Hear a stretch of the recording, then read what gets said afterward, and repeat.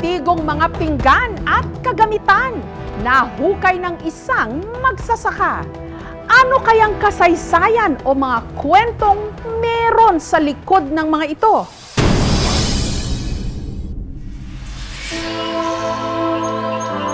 Sa isang bayan sa Palawan, sa tuwing kakain ang pamilya ng mga magsasakang sina Earl at Nico, nagtsatsaga silang kumain sa mga lumang pinggan kahit pa meron naman daw silang pinakatatagong espesyal na mga plato.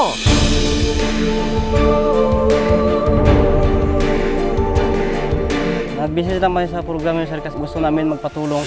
May aksidenteng nahukay daw kasi silang 10 ceramic na plato. May disenyo ng nyog, pabo, at dragon. Ang dalawa sa mga ito, basag na.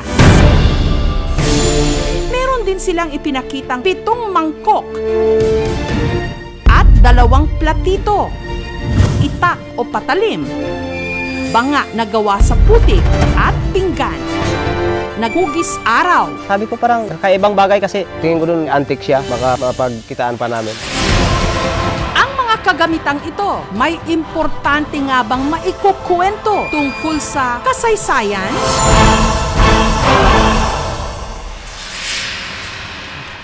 June 2021, matapos magsimba sina Earl at Nico, may napansin daw sila sa lupa malapit sa kanilang simbahan.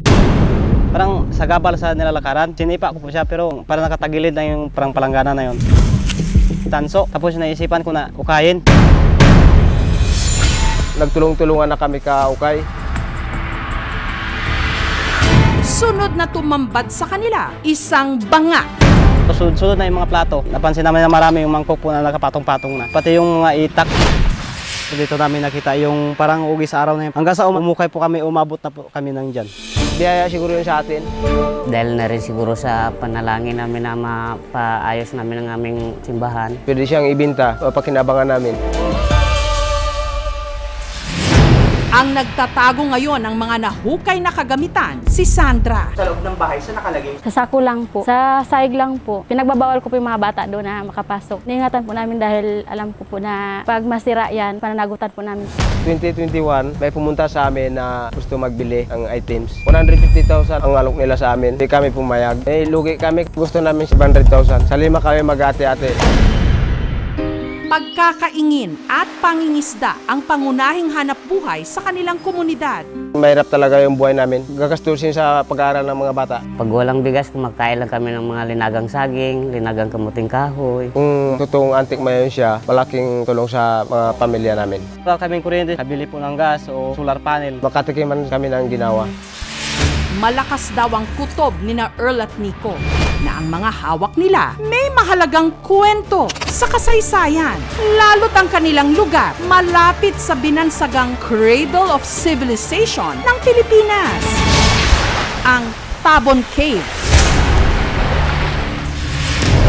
Dito nahukay ang bungo ng isang taong tabon. Nakita rin dito ang nasa 1,500 na burial jars na ang tinatayang tanda mula 22 to 24,000 years. Kabilang dyan ang sikat na Manunggul burial jar.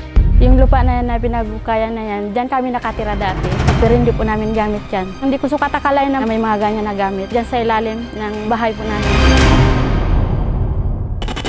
Susunod, para malaman kung ano ba talaga ang nahukay ng pamilya ng mga magsasakang ito sa Palawan, sinuri ito ni Jacqueline Abela ng Palawan State University. Iba ituturing natin ng mga...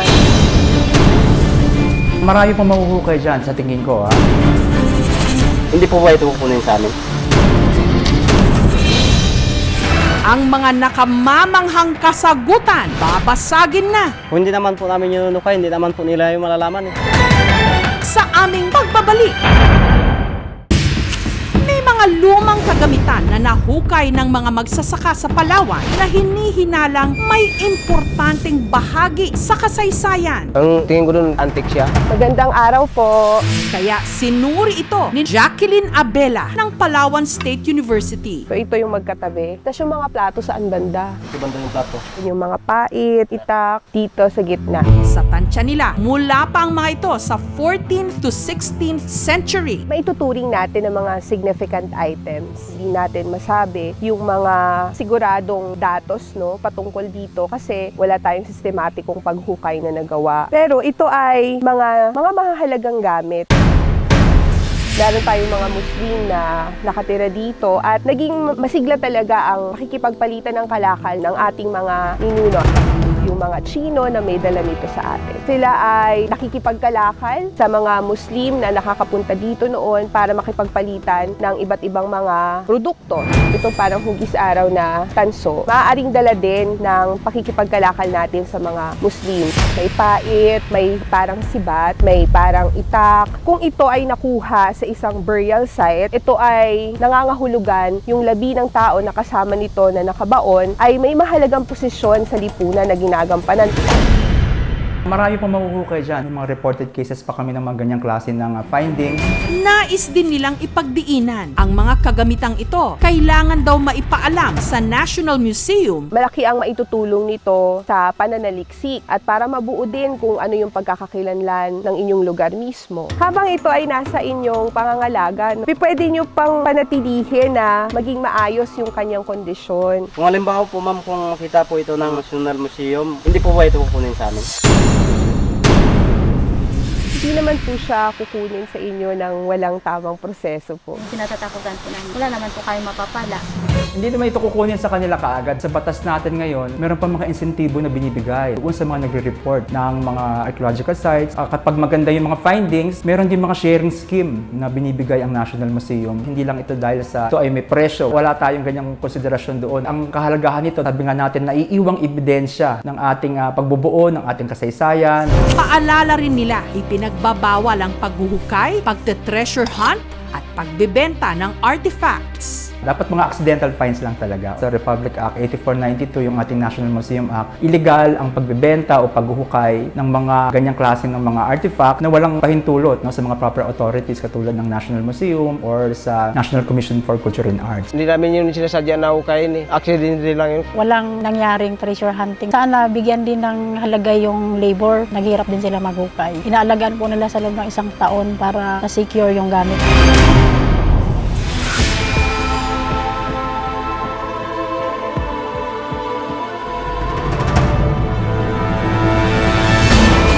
Mahalaga talaga ma-preserve natin itong mga artifacts na ito kasi nga ito na lang yung ating naiiwang ebidensya ng aktibong partisipasyon ng ating mga ninuno doon sa malawakang kalakalan.